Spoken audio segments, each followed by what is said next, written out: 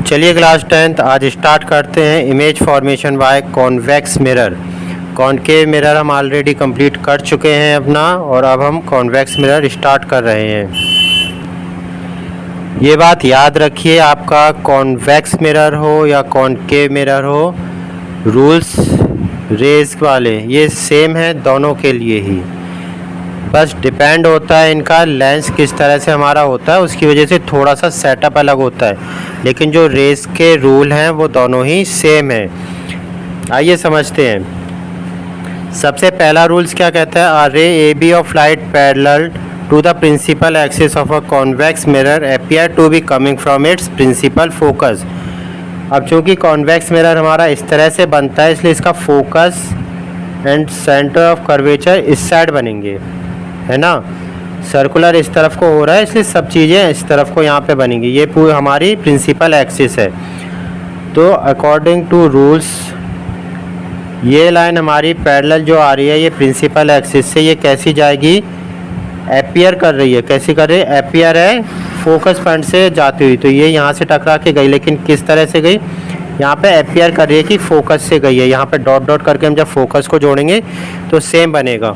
और concave mirror का भी रूल्स हमारा यही कहता था, इस तरह से हमारा कॉनकेव मिरर रहता था, है ना। तो मिरर के डायग्राम की वजह से ये थोड़ा सा बनाने का तरीका अलग है, बाकी रूल्स दोनों में ही सेम रहेंगे आपके। ये आपका F पॉइंट हो गया, ये C पॉइंट हो गया।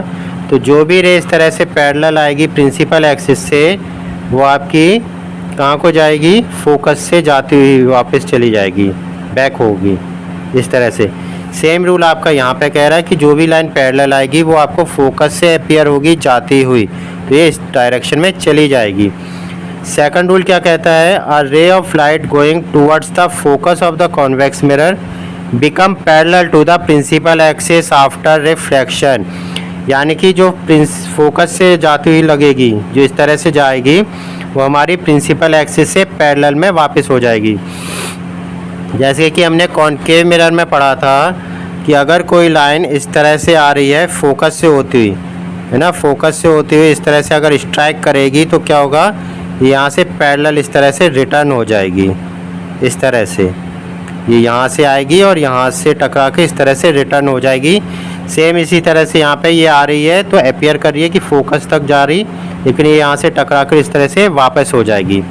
नेक्स्ट रूल हमारे क्या कहता है, a ray A be going towards the centre of curvature of a convex mirror is reflected back along the same path. यहाँ से कोई लाइन आ रही है और ये यहाँ पे सेंटर ऑफ कर्वेचर से लगता है हमें कि इस तरह से जाएगी, तो ये वापस यहीं के यहीं हो जा रही है, ये अपीयर हो रही है। ये एक्चुअल में नहीं पास हो पाती है, मिरर से पास नहीं होगी, तो हमें अपीयर कर रही है कि ये सेंटर ऑफ कर्वेचर तक जाएगी, तो ये यहाँ से बैक हो जाती है सेम डायरेक्शन में। सेम इस तरह से ही हमने पढ़ा था अपने कॉनकेव मिरर में भी कि यहाँ पे जैसे ये हमारी प्रिंसिपल है एक्सिस, ये हमारा P पॉइंट हो गया, ये F पॉइंट हो गया, ये C पॉइंट हो गया हमारा। तो कोई भी लाइन अगर सेंटर ऑफ कर्वेचर से इस तरह से जा रही है ना, तो ये रिटर्न भी इसी डायरेक्शन में हो जाती है। तो यही रूल यहाँ पे भी लग रहा है, बस डिपेंड कर रहा है। ये इस तरह से बनता था तो इसका जो सर्कुलर पार्ट है वो अंदर की तरफ है, तो F और C इसी सर्कुलर पार्ट के यहाँ रहेंगे। यहाँ पे F और C सर्कुलर पार्ट में ही रहेंगे, बस जो रिफ्लेक्टिंग सरफेस है वो अंदर की साइड थी, सर्कुलर में अंदर की थी, यहाँ पे बाहर साइड है। ये केवल डिफरेंस होता है कॉनकेव और कॉन्वेक्स मिरर में। नाउ फोर्थ पॉइंट हमें क्या कहता है, a ray as be incident at the pole of reflected back making the same angle with the principal axis. यानी कि ये जो पोल पे आके टकराती है वो अगेन इस तरह से चली जाएगी, I एंड R आपस में इक्वल होके। सेम इस तरह से हमने पढ़ा था कॉनकेव के लिए भी कि इस तरह से अगर कोई लाइन पोल से आके टकराएगी तो जो एंगल ये I बनेगा, यही सेम इस तरह से वापस भी हो जाएगी एंगल R बनाता हुआ, इस तरह से, है ना। तो ये है इसके रूल्स ऑफ कॉन्वेक्स मिरर कि किस तरह से इसमें इमेज फॉर्मेशन किया जाएगा, रेज किस तरह से ऑब्जेक्ट से आएगी एंड वापस किस तरह से रिफ्लेक्ट होगी। आइए अब देखते हैं इमेज फॉर्म किस तरह से होती है कॉन्वेक्स मिरर के द्वारा। When object is placed at infinity, जब ऑब्जेक्ट हमारा इन्फिनिटी पे है तो हमारी एक ये लाइन आई और एक ये आ रही है, ये दोनों लाइनें पैरेलल आ रही हैं, तो ये बैक कैसे होंगी, फोकस से जाती हुई हमें अपीयर होंगी। तो ये वापस इस तरह से चली जाती हैं। तो इमेज किस तरह की फॉर्म होगी, पोजीशन कहाँ पे होगी, एट एफ पॉइंट पे, यहाँ पे एफ पॉइंट पे इसकी इमेज बनेगी। नेचर कैसा होगा, वर्चुअल होगा, यानी कि एक्चुअल में नहीं बन रहा है, ये वर्चुअल बन रहा है, अपीयर हो रहा है। एंड इरेक्ट, और वर्चुअल है तो इरेक्ट होगा, इरेक्ट मीन्स सीधा। साइज़ कैसा होगा, पॉइंट साइज बनेगा, यहाँ पे पॉइंट साइज हमारा इमेज क्रिएट होगी।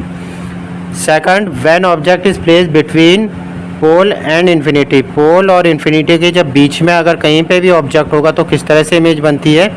तो यहाँ से इमेज हमारी ये ऑब्जेक्ट से आई है ना, ये सीधी आ रही है लाइन, तो ये कहाँ से जाएगी, एफ से पास होती हुई हमें अपीयर होगी।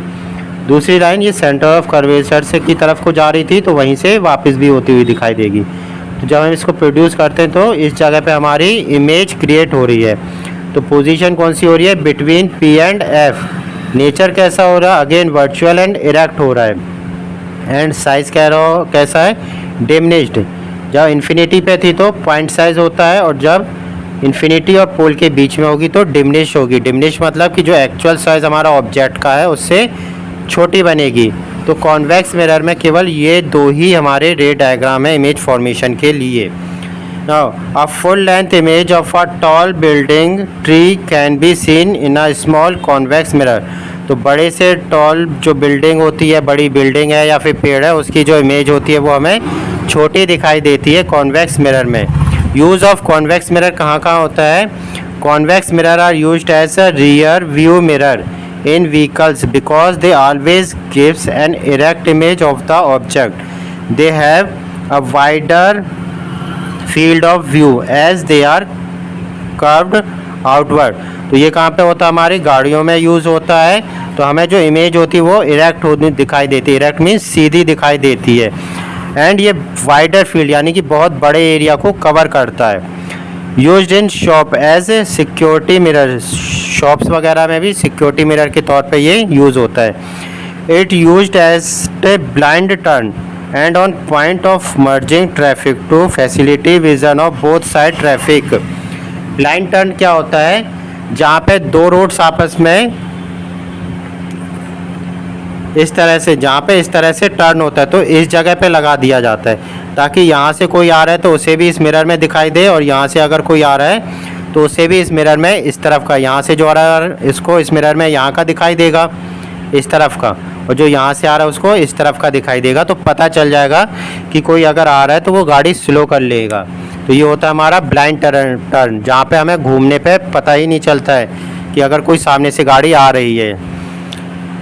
तो आज के लिए इतना ही। आई होप आपको ये समझ में आया होगा किस तरह से हमारे रे डायग्राम्स बनते हैं। और इस वीडियो को ज़्यादा से ज़्यादा शेयर कीजिए अपने फ्रेंड्स के साथ, क्योंकि ये बहुत ही टफ़ टॉपिक है, लेकिन कोशिश आप लोगों के लिए की गई कि बहुत ईजिली आपको समझाया जा सके। और ये फ्री ऑफ नोट्स आपको मिल रहे हैं, इनको बहुत अच्छे से प्रिपेयर भी कीजिए। Thank you.